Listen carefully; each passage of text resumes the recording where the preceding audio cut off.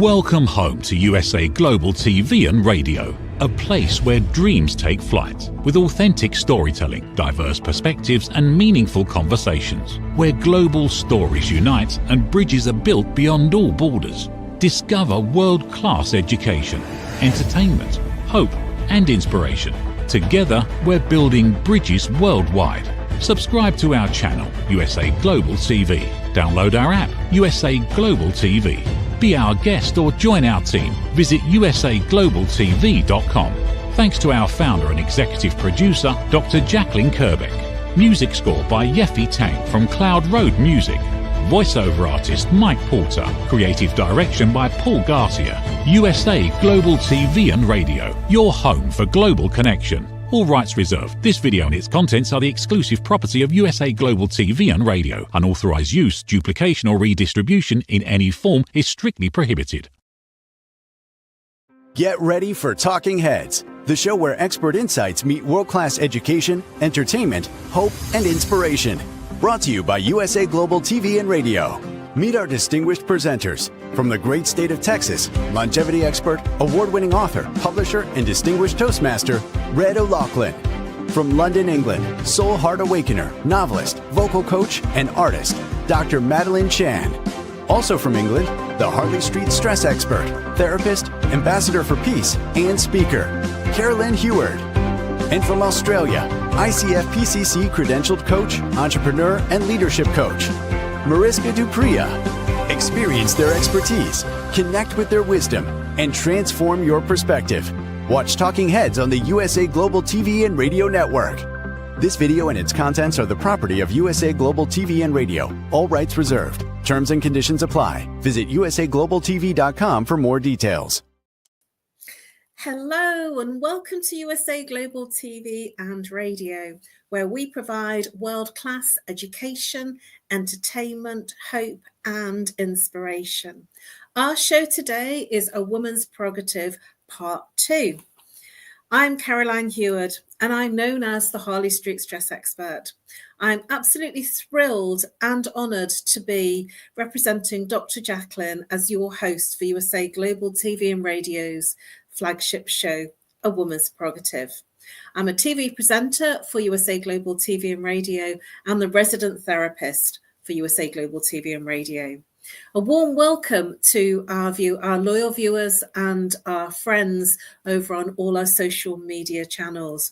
Our usual social media is YouTube, Facebook, LinkedIn, and X. Today's topic is a really, really interesting one, something to warm up your cockles. It's cold weather comforts, traditional dishes that warm the soul, Part 2.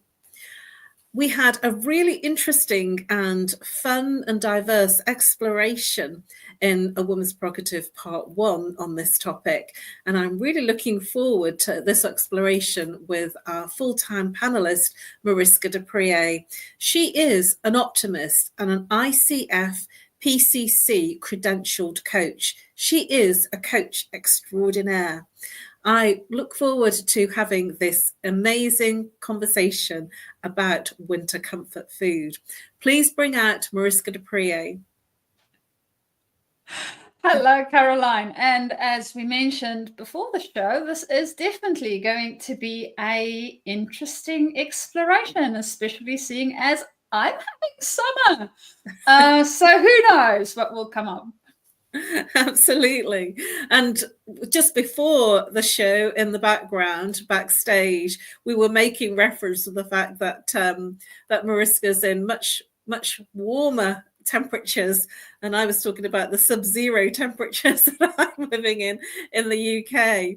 So we jested a little, but this is something that is relevant for even Australia, because you do have cold weather. It's just not quite now.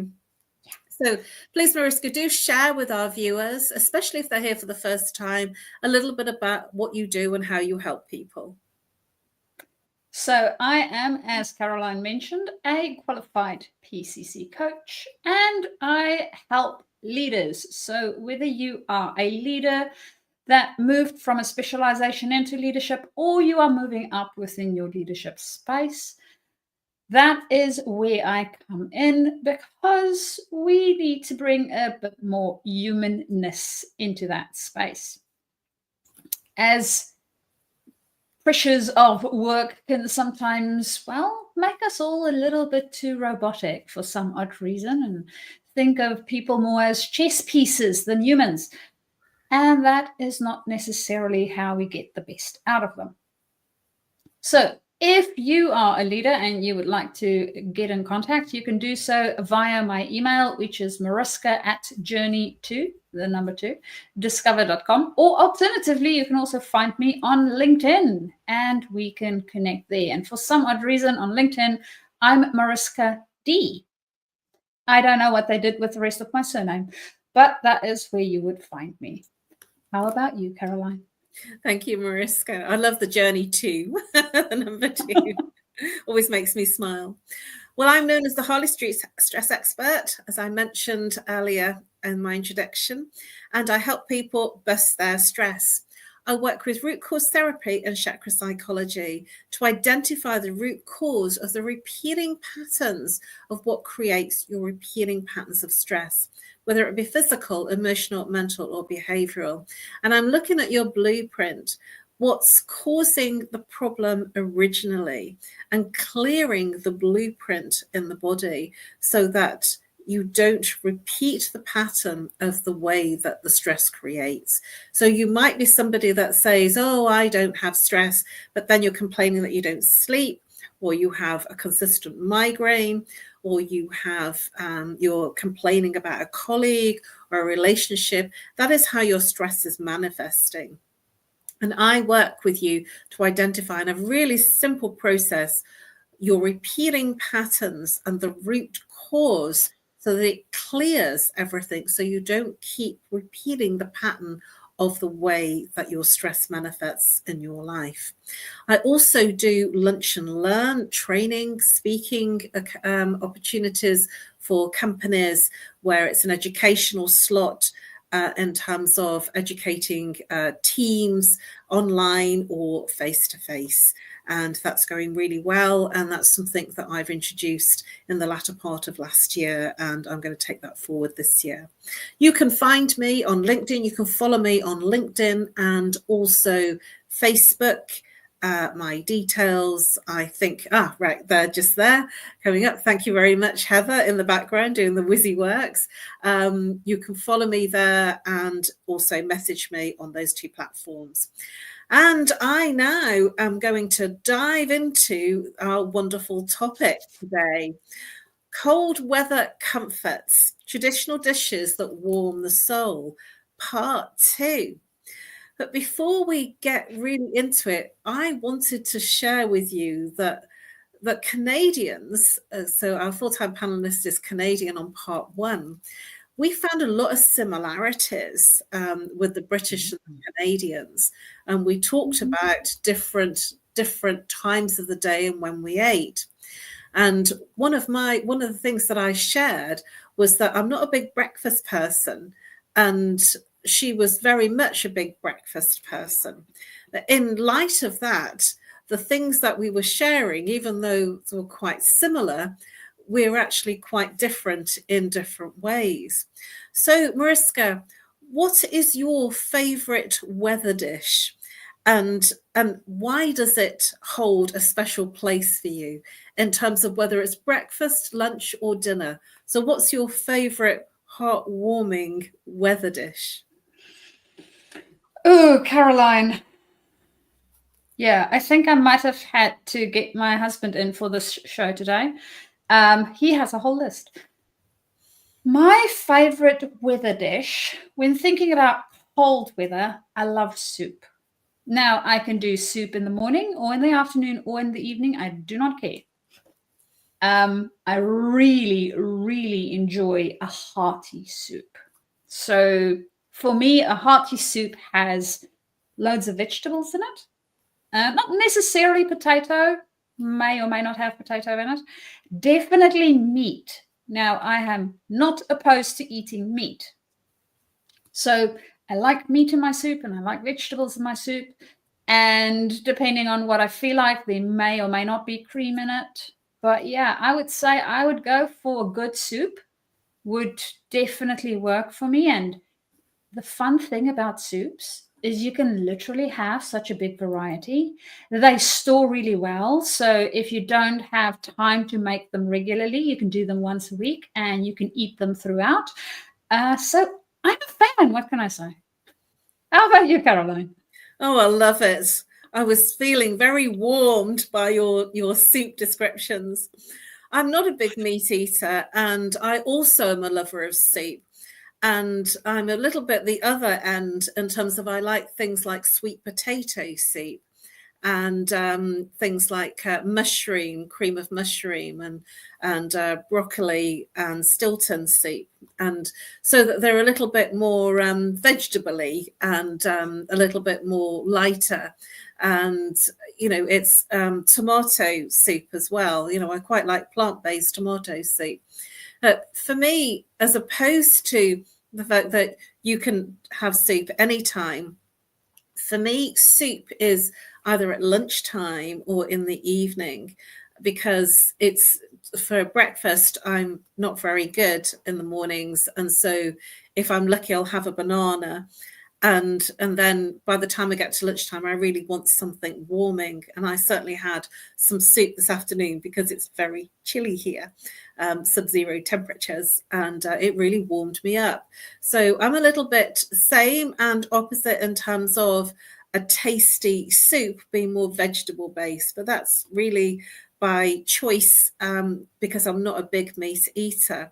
But my favorite dish in terms of warming myself is a vegetable soup. So we're pretty similar in terms of the fact that we will turn to a soup.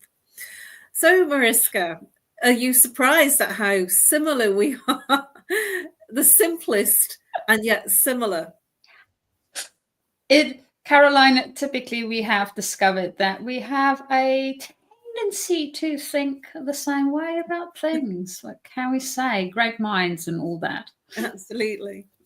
So in thinking about traditions and thinking about winter, how it differs across cultures, because we're now looking at two very different cultures, the Australians and the British, and we have very different climates. So just thinking about the unique dishes from your background that represent warmth and comfort, can you think about any dishes that would be Australian based or from where you were brought up in terms of what's specific and different from the culture that you were brought up in? So, Caroline, let's see. First off, being from South Africa originally, we've had soups. Now, I think in all cultures you have soups of some shape or form. Then we also had a broth, which I think you still have in the UK, as far as I'm aware. We do. Because we do have some English influence within the South African space, as well as, mind you, the Australian space. You guys did end up coming this way. And we also have a man, now I cannot remember what the English is for it. It's called bori in Afrikaans. So not sure what that is in English. It is a meat dish with vegetables in it, and then you have rice you mix with it, and it has raisins in it, interestingly enough, for a bit of a sweetness. And then there is some turmeric and paprika. So there's a whole bunch of nice warm spices in it that I remember vividly from my days in SA. And we eat it in winter as well as summer, depending. In winter, it would be a dish, and in summer, it might be a side dish to other things. So we have that as well. And then one of the odd, I don't know why, and I don't know whether you guys do this, for some odd reason, one of the things that comes up for me is milk food. Now, in Afrikaans, it's melkos. In English, the direct translation is milk food. Yes, it sounds very weird. It is a dish made primarily of milk. Typically almost the same way you would make a custard, but not quite, and it doesn't go yellow. In South Africa, there's a whole bunch of different things that you would add to it. There would definitely be some form of cinnamony amounts in it, and it will have some butter in it. It's really, really rich. It's really, really yummy. I love it to bits. And it is a sweet dish. So it's not a savory dish. It's a sweet dish. You can eat it as a dish, or you can just eat it as a dessert. Either way, works well. Oh, I say, my lips are watering. When you were describing it, because in our part one of the show, we didn't talk about desserts, interestingly enough. And the British, as British, we have a lot of really, really stodgy desserts. And what you've just described sounds a little bit like our bread and butter pudding. We make it with old bread, and it's butter, and it's sultanas, and then there's a bit of cinnamon, and it's sort of it is yellow because it kind of creates a milk and eggs. It's like a custard thing, but that's something that we would have as a warming dessert, sort of, and we would call it pudding rather than dessert. And we have a whole range in the British tradition of puddings to warm you. And I'm just thinking about some of the ones now that I still like, the very old-fashioned ones. So bread and butter pudding, spotted dick is another one, which is... Has a suggestive name. Well, the spotted dick is essentially a sponge with raisins in it, or currants. And then you would have custard with it. So it's a very warming pudding. And sticky toffee pudding is another one that I'm still partial to. And these are all traditional puddings that warm. They're very heartwarming. And crumbles is another one that we would have, apple crumble or rhubarb crumble, especially. That was a very old-fashioned one. That rhubarb crumble, rhubarb was very inexpensive when I was growing up as a child. And we would have rhubarb crumble quite regularly because it was just so warming and filling as well. So yes, we didn't talk about desserts, but we have so many in England. And the other ones that I'm thinking of are the milk puddings. So my mum would do a milk pudding that was a rice pudding, which would have like a big skin on the top. And that was something that we had in the winter to warm us. And then they would do things like tapioca, which was like little, I don't know, I never liked it. I used to say it was just like little horrible things in the middle of this milk thing. I never liked it. But these are very old traditional English desserts, puddings. We would call those kinds of desserts puddings.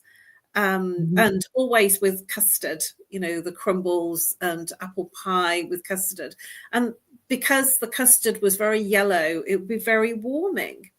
And, at school, we would have these huge jugs of custard, that we would pour onto whatever we had as a pudding. So what other kinds of puddings would you have? As you were mentioning the ones that you have, there's similar ones, or most probably abbreviations of the ones that you mentioned, Caroline. And then one other one that I'm a fan of and I cannot make. And I have no idea what it is called in English. It is sauce cloakies. So if I were to translate this directly, it would be sauce. I don't even know what a cloakie would be in English. It's basically a small little baked ball of dough that you bake in water, and then you take it out and you put butter and cinnamon and stuff over it. So it's almost like you guys do a similar thing, but you put it in meat. It's not a dumpling. It is, the words are escaping me today. Oh, man. No, I can't remember what it's called. In any case, I really like it. I cannot make them. They always turn very, very flat if I make them for some odd reason. My mom's an expert, so typically on my birthday or such sort of occasions, I get some of those, which I get very excited about. And I'm normally almost the only one that love them.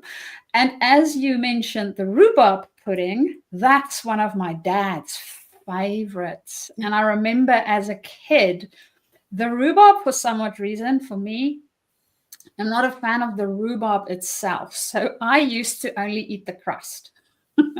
I like where the rhubarb touched the crust. That's very good. But I don't like the rhubarb. So I would just scoop off the crust and my dad would scoop the rhubarb afterwards. So yes, that was a fun memory. Thank you for reminding me of that too. You know, I'm just as I was hearing that, I was very much similar. You know, I would sort of do exactly that, just have the bit that was just under the crumble, because that was my favorite. My favorite really in the crumbles was apple crumble.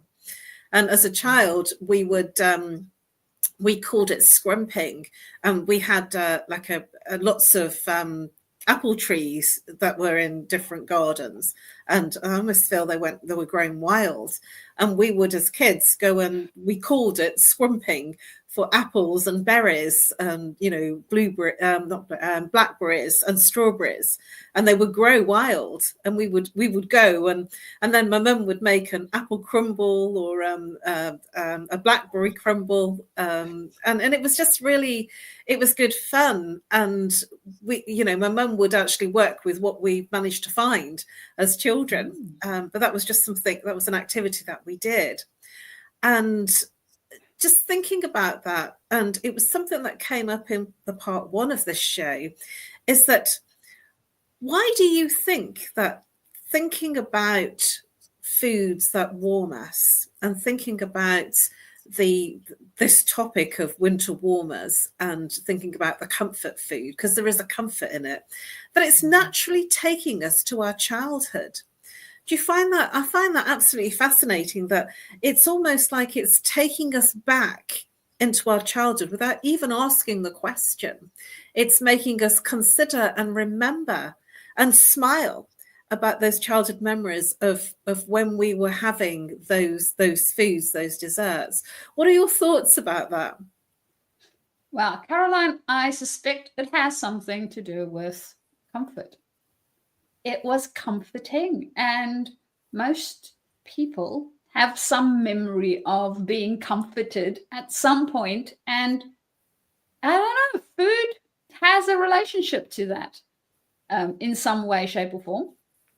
Some of us might have different relationships to food, and for most of us, there is something that we attach to a food, a smell, a taste, a place that we been together with others. And for me, one of the things, as you were mentioning, the memories of childhood, is also the memory of being with. So typically, especially during winter times, because it is a little bit cold and miserable outside, we are all cooped up indoors, right? So that's one of the times when we as a family typically would spend more time together, because where else will you be? You're going to be indoors in any case, so you can just as well spend time with the people that's indoors with you. Except, of course, when we are teenagers, for some odd reasons, we just spend time in our room or with our friends. So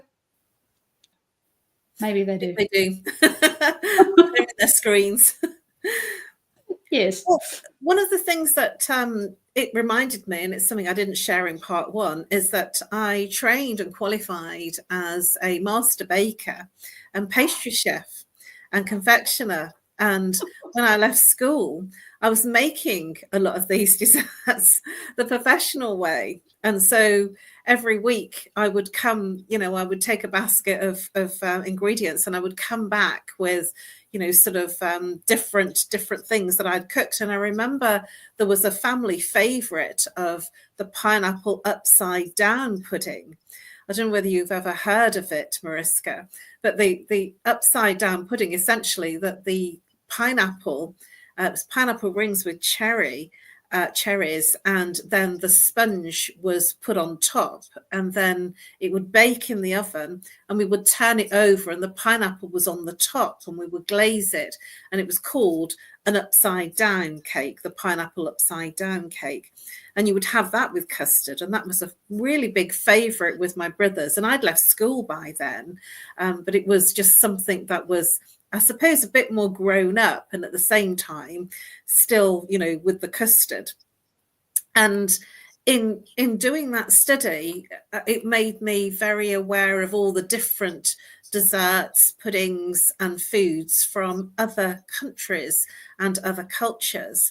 And what it did was it made me more interested in what other cultures would eat in terms of pastries. And I became quite a pastry person, the Danish pastries. I would prefer that to the cream, because that was where I was going with it. And that's not warming you, but at the same time, there was lots of different foods and desserts that I experienced. And one of them was a Christmas bread. It was a German Christmas bread called Stollen.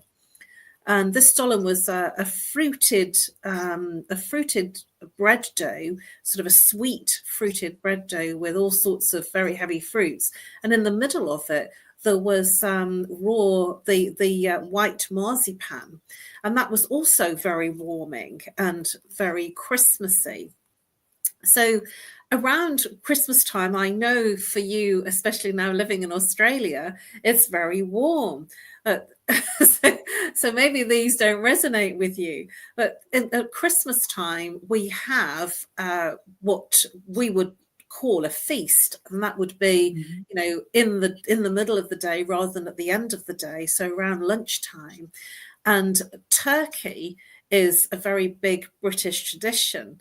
And so we would have for Christmas, and we've only just come through Christmas, a huge turkey cooked, it was basted with all sorts of, all night my mum used to cook the turkey, because she'd buy a huge one for the family. And this brought the family together. And it was a huge traditional thing that we would have turkey at Christmas and at Easter. Do you have anything like that from your cultures in terms of where you're living now in Australia, or from when you were growing up as a child in South Africa? Well, for Christmases, for me, typically we have summer. So barbecue would be in order. We do, from time to time, depending on the family and the traditions, also do other things. And speaking about turkeys, I do remember the one time we had a turkey, chicken, and a duck all sort of squished together. It was really yum. Woo-hoo. It also took us quite a while to finish it. But it was really, really good. And we did that during one of the Christmases. Of course, we didn't have as many other warm sort of foods with it. We would do more salads and lighter foods with the turkey. So yes, I do remember that. And as you were mentioning all these yummy things for winter foods, one of the things that's coming up for me is and this is a hypothesis, you will need to let me know, but it sounds like a lot of the food has some form of sweetness to it, especially during the Christmassy period, some cinnamons and nutmegs and stuff like that. And I recall being with my, way back when, boyfriend that was also German. And in their house, his mom baked a whole bunch of little cookies that they used during Christmas. And it was just all over the place. There would be a plate with these little cookies on them. And you can snack on them the whole day. And they were typically more what I would refer to as winter flavored So there's a lot more warm spiciness to them. And I recall that specifically in their house, something that they did over Christmas. So I think not only do we have our cultural or the environment in which we live, we also have our family traditions for whatever period that it is that we go through. And this may or may not include warm dishes during winter or cooler ones during summer. That's just so fascinating. Thank you so much for sharing that with our viewers on the show. And it reminded me of the fact that we do have family traditions. And it reminded me of something that my mum used to do when we were children, and my dad used to cook. We called it toad in the hole. And essentially it was sausages in a Yorkshire pudding batter, and the sausage was the sort of the surprise that it was in that Yorkshire batter. And it was just something that was so warming and filling and enjoyable that when you were describing that, it made me think about the what I've just described. And I haven't thought about that particular dish for a long time, but it was toad in the hole was something that was a firm family favorite. I don't know culturally how big it is, but it was quite a traditional dish way back then to have toad in the hole. But, you know, sort of for the British culture, very much were steeped in things like fish and chips and mushy peas as a big staple of, you know, having a, you know, sort of Fridays would be our fish supper, and we would have fish and chips as a Friday fish supper. So do you have any of those kinds of traditions either from your childhood in South Africa or within Australia? As you're mentioning the fish and chips thing, I remember that when we had the kids in the house, we tried to expose them to different types of meals. And as a rule, neither one of them were big fans of fish. And fish is still healthy. We get a whole bunch of different vitamins and oils and stuff from our fishes. So I decided to make a Thursday a fish day. And this might be fish and chips. This might be fish in a salad. This might be a salady fish. Whatever it was, it will have fish in it. So we had a fishy Thursday, which I do remember having. And then one of the other dishes that we typically have in South Africa, I'm not sure whether there is a lot of other countries that do it, is we have maize meal, which we call pap. And what we do with that is you can make it in a whole bunch of different ways. So you can have it very crumbly. It's not my favorite. My brother-in-law does enjoy it that way, though. Or you can make a very loose, runny sort of one, or you can make one that's very stiff. And you can eat it in a whole bunch of different ways. So you can have it with butter and sugar and milk, if you want, for a breakfast. Or you can eat it with a gravy of some sort and your meats types of dishes. Or you can even, and I love this, make a dish with it all by itself. So you would make your porridge, which doesn't quite sound like it's a savory dish when I say porridge, but the pap, you would use that. You would put a base, then you would do a capsicum and mushroom mix. You can add meat to that if you want, so a bacon type of thing. You put a layer of that, then you put another layer of your porridge, you put another layer of that, and cheese as well in between, cheese on the top, pop it in the oven. It's like a potato bake, but it is basically with maize meal. It is so good. It is so good. And I hope that my husband does not ever listen to this episode because I will be making food till it comes out my ears. So yes, I'm hoping everybody is hungry by now. I'm starting to feel hungry and I'm ready for dinner. When you were describing that, Mariska, it made me think, and I forgot about sharing this in the first show. When we were young, my mum and dad would make shepherd's pie and cottage pie. And it took me a long, long time to work out what the difference was. And shepherd's pie is like a mincemeat with potato on, and cottage pie is the same. And I thought they just looked like the same, and I could never work out what the difference was. And this is the way that I learned, and it was very much in my adulthood and only in recent years, that shepherd's pie is made with lamb, hence shepherds, and the cottage pie is made with beef mince. And I preferred shepherd's pie versus cottage pie. So I always preferred lamb when I was younger, and I didn't know what the difference was then. It was very much the mince in a big pot, in a big dish, with mashed potato on, baked in the oven, and it would be really delicious, very warming with vegetables, very, very hearty. But the thing that I'm hearing from both of us, the sharing here, is that these are very hearty and very comforting. And I wonder whether, and we are coming to the end of our show, can you believe it's gone very quickly, hasn't it? And I am feeling ready for my dinner tonight, which is none of the things that we've been talking about. That the heartiness and the comfort, my feeling is it related to our emotions?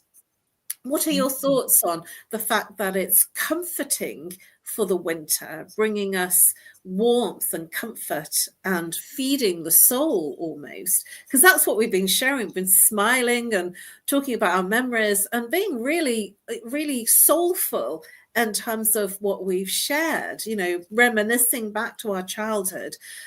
Does this... I feel it brings up a stirring of emotions from our childhood and an association of eating that particular food and how we feel. What are your thoughts on that, Mariska? And do you have anything to add? And has it brought up something in you that you hadn't thought about? Caroline, I do think that it has emotional attachments, definitely. And thinking about food, I mean, our body, technically speaking, is the bigger brain, so to speak, because it brings in all these different experiences and different ways of sensing and being. And of course, food will have an influence on it. It is not only the way we sustain ourselves, physically making sure we have enough energy. If we only eat to have the amount of energy that we need, and it tasted like cardboard, would you do it? Would you continue to do it? I don't know. I won't. It needs to at least have some extra layers to it. There needs to be a taste. I love the way that the French look at food in the sense of they don't do big dishes. They typically have very small ones. And they really appreciate everything that is in that small little piece. So I think if we do our eating, when we do our eating mindfully and really experience the whole bite in all its flavors and vibrancy, we might have a different experience with food. And Caroline, that's part of what we brought in, I think, today, is that experiences of food. And there's a reason our favorite dish is our favorite dish. So it can make you wonder, why exactly did I choose that one as my favorite? What's really interesting is that it's a beautiful note to end on. The fact that it brings up all sorts of sensory experiences of who we are and what comforts us. And, our topic was cold weather comforts, traditional dishes that warm the soul. This is part 2. And I reached down to get the topic so I could actually say it, so that I could remember exactly what it was. And we really have touched on a lot of comfort and warming the soul in this particular show. And I couldn't remember the exact words of the topic. So I reached down to get it to say, well, yes, we really have covered it. And I'm very pleased with the way that we've covered it, because it really has warmed the soul. Thank you very much, Mariska, for an extraordinary and a wonderful exploration. Please do, because we are right at the back end of our show now, please do share with our viewers how they can reach you and the best way to contact you. So if you are a leader, either stepping into leadership or stepping up in your leadership space, you can contact me via email, which is mariska@journey2discover.com, or alternatively, reach out via LinkedIn, Mariska D. You will find me there with a picture and the scarf, actually. And I look forward to speaking to you soon. Thank you, Mariska. Always an amazing show. And for me, you can reach me on No More Stress at live.co.uk, or reach out and call if you're international, +44. If you're local, 07523 120 189. Or follow me on my social media profiles, LinkedIn and Facebook. Drop me a message there and I will respond. Please do feel free to allow me to help you bust your stress. There's no reason that you should suffer in silence. It's been an amazing show. I've really enjoyed the show tonight. I've enjoyed the exploration and learning a lot about how the South Africans have tasty food.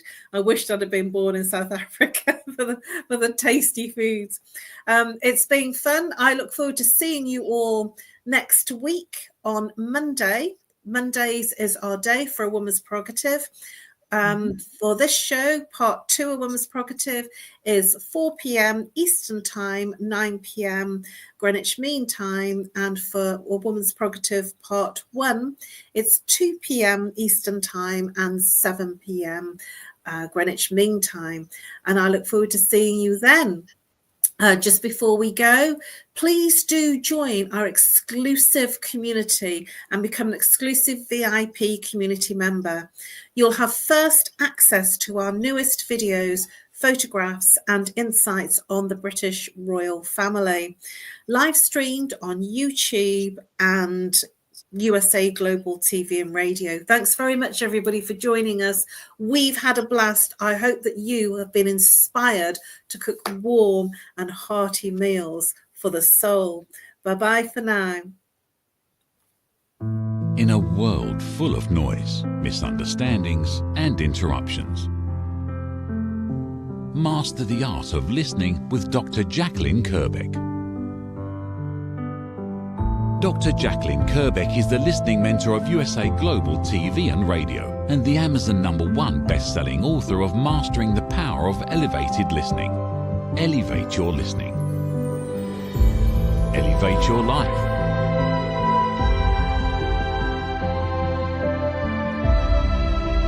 Join a global learning experience in person or via Zoom. Reserve your spot today. usaglobaltv.com/book-your-session or drjacqueline.thinkific.com. Join Dr. Kerbeck's listening courses or hire her to unlock deeper connections and authentic conversations. Have you ever felt unheard?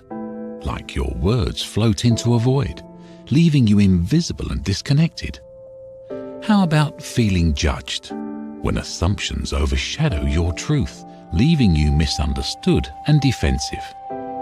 And then there's that moment when someone offers solutions you never asked for, dismissing your feelings and leaving you more frustrated than before. It doesn't have to be this way. Dr. Jacqueline Kerbeck, the listening mentor, understands. She's here to help you reclaim your voice, build stronger connections, and create meaningful conversations that inspire understanding and mutual respect. Through her groundbreaking books, online and in-person courses, and interactive workshops, you'll learn how to navigate life's most challenging interactions. Discover the power of elevated listening and transform how you communicate. Master setting boundaries and asking permission to protect your peace. Learn to recognize and release judgment, fostering empathy and true connection. Dr. Kerbeck also offers personalized coaching, one-on-one or group sessions, designed to fit your unique needs. Whether in person or virtually on StreamYard, her guidance will empower you to thrive. You don't have to struggle alone. The path to deeper connections and better relationships start here. Visit drjacqueline.com or usaglobaltv.com. Join a global community of empowered listeners and transform your life, one meaningful conversation at a time. Dr. Jacqueline Kerbeck is the listening mentor. Start your journey today.